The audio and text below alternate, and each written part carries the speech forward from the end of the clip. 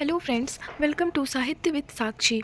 हिंदी साहित्य के 25 प्रश्नों की श्रृंखला में आज हमारे विषय का नाम है हिंदी साहित्य नामकरण एवं काल विभाजन। पहला प्रश्न है, हिंदी साहित्य के इतिहास का सबसे पहला काल विभाजन कौन सा माना जाता है?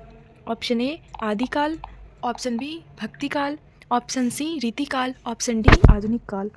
तो हमारा सही जवाब है ऑप्शन ए आदिकाल। वीरगाथा काल किस युग का पर्याय है? ऑप्शन ए आदिकाल, भक्तिकाल, रीतिकाल या फिर आधुनिक काल। तो वीरगाथा काल आदिकाल का पर्याय है। इसका सही जवाब है आदिकाल। आधुनिक काल किस वर्ष से शुरू होता है? ए 1700 ईस्वी, बी 1900 ईस्वी, सी 1857 ईस्वी, डी 2000 ईस्वी। इसका सही जवाब है 1857 ईस्वी। भक्तिकाल की समय सीमा क्या है? 1000 से 1400 ईस्वी, 1400 से 1700, 1700 से 1857 या फिर 1857 से 1965। इसका सही जवाब है 1400 से 1700 ईस्वी। रीतिकाल का दूसरा नाम क्या है? श्रृंगार काल, वीर काल, आधुनिक काल या भक्तिकाल। इसका सही जवाब है श्रृंगार काल। आदिकाल को सिद्ध सामंत काल किसने कहा? राहुल सांकृत्यायन ने, हजारी प्रसाद द्विवेदी ने, आचार्य शुक्ल ने या विश्वनाथ प्रसाद मिश्र ने। इसका सही जवाब है राहुल सांकृत्यायन। आदिकाल को वीर काल कौन मानते हैं? पहला विश्वनाथ प्रसाद मिश्र, डॉक्टर गणपति चंद्रगुप्त, आचार्य शुक्ल या फिर सुमन राजे। इसका सही जवाब है विश्वनाथ प्रसाद मिश्र।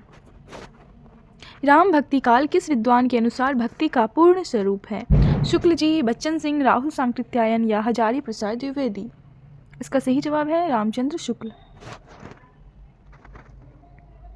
हिंदी साहित्य के काल विभाजन की वैज्ञानिक पद्धति किसने अपनाई? डॉक्टर गणपति चंद्रगुप्त, नगेंद्र, रामचंद्र शुक्ल या आचार्य मिश्र। इसका सही जवाब है आचार्य रामचंद्र शुक्ल। हिंदी साहित्य की उत्पत्ति किस प्रसिद्ध ग्रंथ के अनुसार 1000 ईस्वी के आसपास मानी जाती है?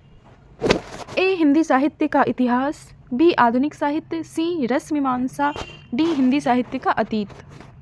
इसका सही जवाब है हिंदी साहित्य का इतिहास। हिंदी साहित्य का बृहद इतिहास किस संस्था ने प्रकाशित किया? काशी नागरी प्रचारिणी सभा ने, साहित्य अकादमी ने, केंद्रीय हिंदी संस्थान ने या फिर भारतीय भाषा परिषद ने। इसका सही जवाब है काशी नागरी प्रचारिणी सभा। हिंदी साहित्य के आदिकाल का नामकरण किसने किया? आचार्य रामचंद्र शुक्ल ने, हजारी प्रसाद द्विवेदी ने, महावीर प्रसाद द्विवेदी ने या फिर राहुल सांकृत्यायन ने। इसका सही जवाब है आचार्य रामचंद्र शुक्ल ने। भक्ति काल नाम सबसे पहले किस साहित्यकार ने दिया? रामचंद्र शुक्ल ने, गारशत तासी ने, पंडित राम नारायण शुक्ल ने या शिव सिंह सेंगर ने। इसका सही जवाब है रामचंद्र शुक्ल ने। किस काल को वीरगाथा काल भी कहा जाता है? आदिकाल, भक्तिकाल, रीतिकाल या फिर आधुनिक काल।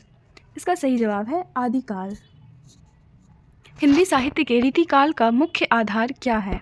श्रृंगार, भक्ति, देशभक्ति या रहस्यवाद। हिंदी साहित्य के रीतिकाल का मुख्य आधार श्रृंगार है। आधुनिक हिंदी साहित्य का प्रारंभ किस घटना से माना जाता है? ए 1857 का विद्रोह, बी राजा राम मोहन राय का जन्म, सी भारत की स्वतंत्रता, डी ब्रज भाषा का साहित्य। इसका सही जवाब है 1857 का विद्रोह।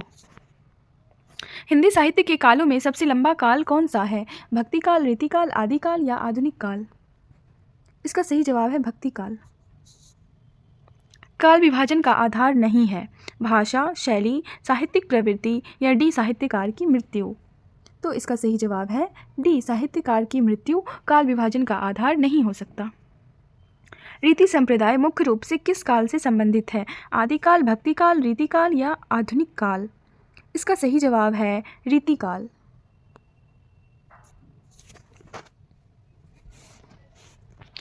आदिकाल के लेखन का मुख्य विषय क्या था? वीरता, भक्ति, प्रेम या फिर विज्ञान। इसका सही जवाब है वीरता। हिंदी साहित्य में काव्य प्रवृत्तियों के आधार पर काल विभाजन किसने किया? शुक्ल जी, नगेंद्र, रामविलास शर्मा या बच्चन सिंह।